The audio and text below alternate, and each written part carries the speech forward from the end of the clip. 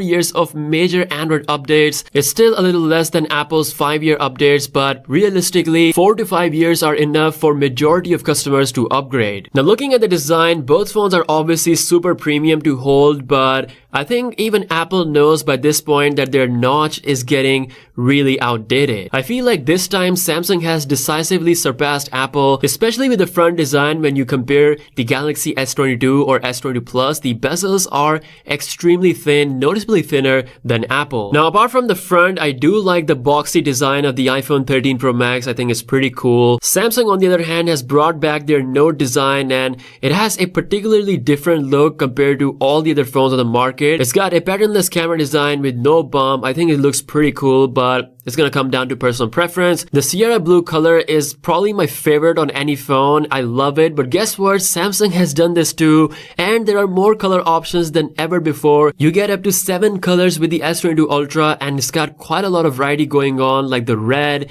the green, the sky blue, and the burgundy. When it comes to the color options, you're definitely getting more on the Samsung side, whereas on the 13 Pro Max, the only super exciting color is the Sierra Blue. Now, if we compare the actual display panels on these phones, they are having one of the best displays out there on any phones. Once again, Samsung decides to surpass Apple in any way they can. So we've got a 1750 nits bright display, which is a lot more compared to the 1200 nits display of the iPhone. Even the base Galaxy S22 has more brightness, which is coming at 1300 nits. Samsung obviously makes their own OLED panels, so they're obviously gonna have a slight edge. The Galaxy S22 Ultra's display has one feature which you don't really see on any smartphone out there. It is the S Pen. This unlocks a new way to use your phone, and I understand not most people need it, but it's still pretty impressive to have. Now, one area where Samsung fails to beat Apple is in the chipset game. Apple still holds the title of highest performance on any phone thanks to its strong A-series chips. Samsung has improved their game with the Snapdragon 8 Gen 1 / Exynos 2200, but when you look at the numbers, they are definitely in favor of Apple. We'll be doing a speed test very soon, so make sure you subscribe to the channel. Now, software-wise, it's 2022, Android and iOS, they both have evolved for the good. We've got iOS 15 on the 13 Pro Max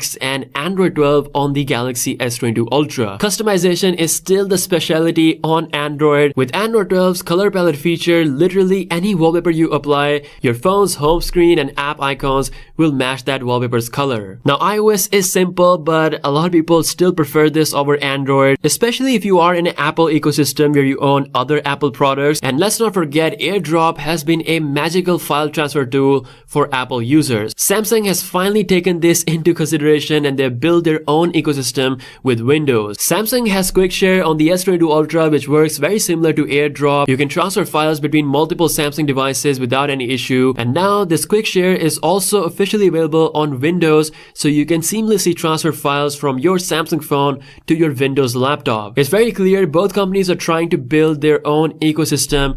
Apple has Mac and iOS, Samsung has Android and Windows. Depending on which ecosystem you're in is going to decide your software preference. As for third-party app optimization, this is something that has been better on iPhones for years. Samsung has officially confirmed that third-party apps like Instagram, TikTok, and Snapchat are exclusively optimized for the Galaxy S22 series. Now, battery life on the iPhone 13 Pro Max has been insanely good. Like, it beats pretty much all of my flagship phones from 2021. It goes beyond 1 day of usage on most days. Now, even though Galaxy S22 Ultra has the same 5000 mAh battery as the S21 Ultra, Samsung promises that you will get 1 day plus usage because of the new NPU optimizations they have done. I will be doing my battery drain test very soon to see which one comes on top. Now, S22 Ultra will charge faster than the iPhone 13 Pro Max thanks to 45-watt fast charging versus Apple's 20-watt. Now, camera-wise, you're looking at one of the most feature-packed cameras